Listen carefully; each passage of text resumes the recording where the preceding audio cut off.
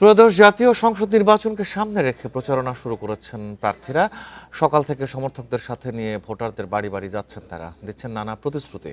নির্বাচনী পরিবেশ সুষ্ঠু রাখতে প্রশাসনের কড়া নজরদারি এবং লেভেল প্লেয়িং ফিল্ড নিশ্চিতের তাগিদ তাদের।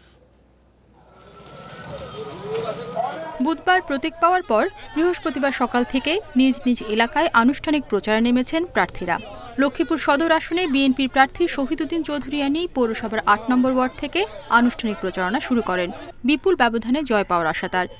নতুন রিন গভীর থেকে পরিষ্কার করে কাপড়কে রাখে নতুনের মতো উজ্জ্বল। নতুন রিন অ্যাডভান্স পাউডার। এদিকে প্রচারণা নেমে সুষ্ঠু ভোট নিয়ে শঙ্কা প্রকাশ করেছেন একই আসনে জামায়াত প্রার্থী ডক্টর রেজাউল করিম।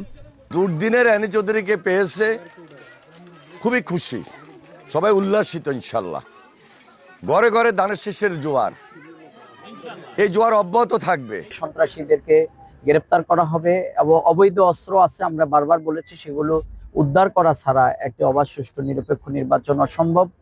নাটোর ২ আসনে বিএনপির রুহুল কুদ্দুস তালুকদার দুলু সদরের দিয়াপাড়া স্কুল মাঠে নির্বাচনী সমাবেশ করেন। এ সময় এলাকার উন্নয়নে অসম্পূর্ণ কাজ শেষ করার প্রতিশ্রুতি দিয়ে ভোট প্রার্থনা করেন তিনি।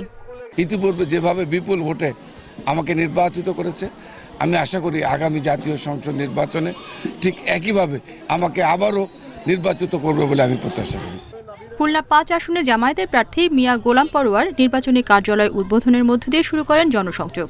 এদিকে নগরীর ফেরিঘাট এলাকা থেকে প্রচারণা শুরু করেন খুলনা ২ আসনে বিএনপির প্রার্থী নজরুল ইসলাম মঞ্জু। পানিকে বাদ দিয়ে রাখলে যেমন ঠেকানো যায় না, পানির স্রোত যখন চাপ বাড়ে, তোড় বাড়লে বাঁধ ভেঙে যায়। তো আজকে ২২ তারিখ প্রচারণার দিনে জনগণের আবেগের বাঁধ ভেঙে গেছে। পরিবেশ খুব চমৎকার, তারপরেও শঙ্কা আছে, আইন শৃঙ্খলা পরিস্থিতি কিছুটা অবনতি আছে। আমরা রিটার্নিং অফিসারকে বলেছি যাতে করে আইন শৃঙ্খলা পরিস্থিতির উন্নতি হয় এবং যৌথ বাহিনী যাতে অভিযান চালায়। কুষ্টিয়া ৩ আসনে বিএনপির জাকির হোসেন সরকার তার নিজ গ্রাম থেকে এবং জুলাই শহীদদের কবর জিয়ারত মাধ্যমে প্রচারে নেমেছেন জামায়াতের প্রার্থী মুফতি আমির হামজা। এছাড়া ফেনী, জামালপুর, মাগুরা, চাঁদপুর, টাঙ্গাইল, গোপালগঞ্জ সহ বিভিন্ন জেলাতে প্রচারণায় ব্যস্ত প্রার্থীরা। রেশমি নন্দী, ইন্ডিপেন্ডেন্ট নিউজ।